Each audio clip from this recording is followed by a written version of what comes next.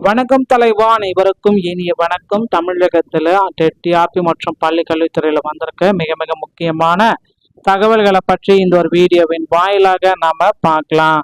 உதவி பேராசிரியர்கள் நியமனத்திற்கு தடை கோரிய மனு வாபஸ் வாங்கியிருக்காங்க. அரசு கலை அறிவியல் கல்லூரிகளில் 2708 உதவி பேராசிரியர் நியமனத்திற்கு தடை விதிக்க கோரிய வழக்கு பாத்தீங்கன்னா திடீரென வாபஸ் போயிடுச்சு. ஸோ இதில் என்ன நடந்திருக்கு, உதவி பேராசிரியர்களை மீண்டும் பார்த்தீங்கன்னா தேர்வுகள் வைப்பாங்களா மாட்டாங்களா அப்படின்னு நிறைய பேர் நிறைய கேள்விகளோட காத்துட்டு இருக்காங்க. ஸோ அவங்களுக்கு எல்லாத்துக்கும் ஒரு பதில், சிறந்த பதிலை கொடுத்துட்டாங்க. வழக்கை வாபஸ் பெறுவதாக பாஜகவை சேர்ந்த நாகராஜன் தரப்பில் கூறியதாக உயர்நீதிமன்றம் இந்த தகவலை நமக்கு வெளியிட்டிருக்குங்க. ஸோ இதுதான் தற்சமயம் நமக்கு வந்திருக்கு அந்த ஒரு மிக மிக முக்கியமான கல்வி செய்தியில். அரசு கலை அறிவியல் கல்லூரிகளில் 2700 உதவி பேராசிரியர் நியமனத்திற்கு தடை, வழக்கை வாபஸ் பெறுவதாக இந்த தகவலை நமக்கு கூறிட்டாங்க. அடுத்து பார்த்தீங்க அப்படின்னா டெட் தேர்வில் சில முக்கியமான அறிவிப்புகள். ஓகேங்களா? ஸோ கண்டிப்பாக பள்ளி கல்வித்துறையில் இந்த ஒரு பட்ஜெட் தாக்கல் ஆகஸ்ட் 5ஆம் தேதி பள்ளி கல்வித்துறையில் ஒரு மிகப்பெரிய அளவில் பட்ஜெட் தாக்கல் இருக்கு. ஸோ இந்த பட்ஜெட் தாக்கல்ல ஆசிரியர்களுடைய மொத்த காலி பணியிடங்களுடைய எண்ணிக்கை வெளியிட போறாங்க.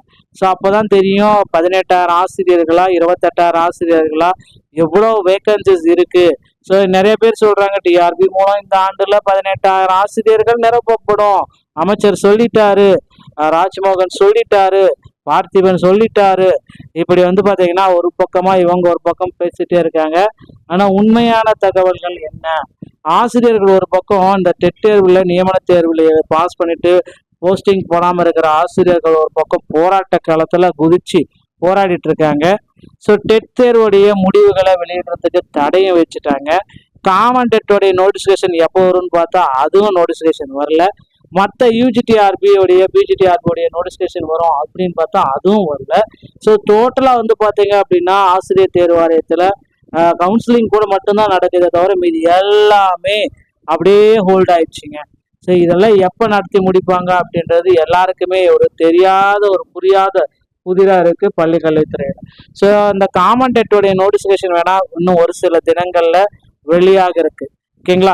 தமிழக பட்ஜெட்ல இந்த எஸ்ஜிடி, பிடி, பிஆர்டி உடைய வேகன்சிஸ் பார்த்தீங்கன்னா அதிக அளவுல இருக்கும் அப்படின்ற ஒரு நம்பிக்கையோட இருக்கலாம். ஸோ இந்த மறு நியமன தேர்வின்றி ஆசிரியர்களை நியமனத்துக்கு உண்டான ஒரு அறிவிப்பை வெளியிட போறாங்க. ஸோ கிட்டத்தட்ட 28,000 ஆசிரியர்கள் மறு நியமன தேர்வின்றி உடனடியாக பணியமர்த்த போறாங்க. ஓகேங்களா?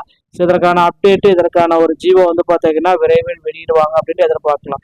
ஸோ டெட் ஆசிரியர்கள் தேர்வு தகுதி பெற்ற ஆசிரியர்கள் அனைவருமே போராடிட்டு இருக்காங்க. இவர்களுக்கு ஒரு நல்ல செய்தியை பள்ளி கல்வித்துறை சார்பாக வழங்குவாங்க என்று எதிர்பார்க்கலாங்க. சிறப்பு டெட் தேர்வு முடிவுகளை வெளியிடுவதற்கான இடைக்கால உத்தரவு 2024 ஆகஸ்ட் 24 வரைக்கும் நீடிக்கும் அப்படின்றத குறிப்பிட்டிருக்காங்க. ஸோ கிரேஸ் மதிப்பெண்கள் கருணை மார்க் வழங்குவது குறித்து அரசு விரைவில் ஒரு சுமூகமான முடிவெடுக்கும் அப்படின்ட்டு எதிர்பார்க்கலாம்.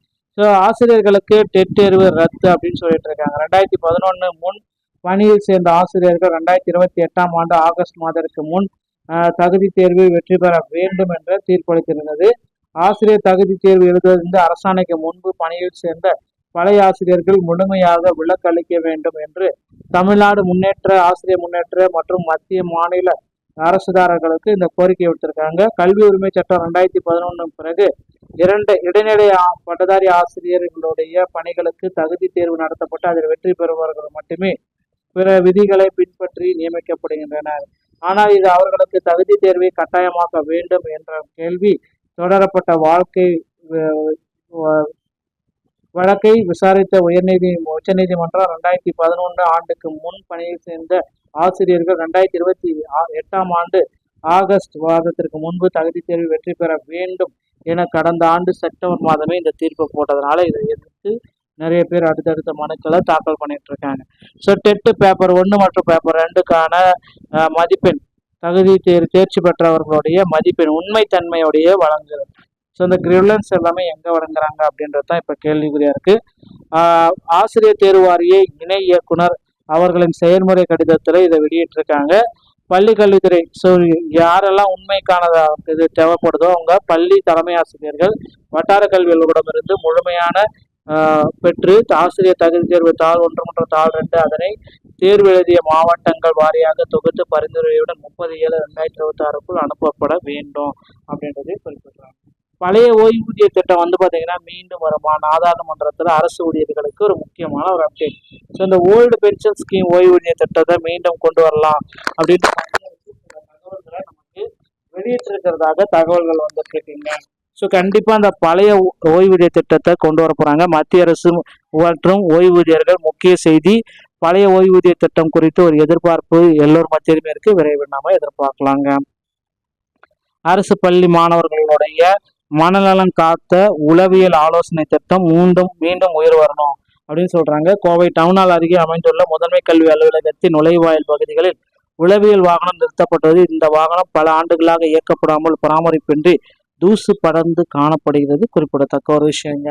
ஸோ நண்பர்களே, இந்த மாதிரி தகவல்களை நீங்க உடனுக்குடன் பெறணும் அப்படின்னு நினைச்சீங்கன்னா நீங்க உடனே நம்முடைய சேனலை சப்ஸ்கிரைப் பண்ணி பெல் கிளிக் வச்சுக்கோங்க. மீண்டும் நல்லதோட நான் உங்களை சந்திக்கிறேன். வணக்கம். தேங்க்யூ.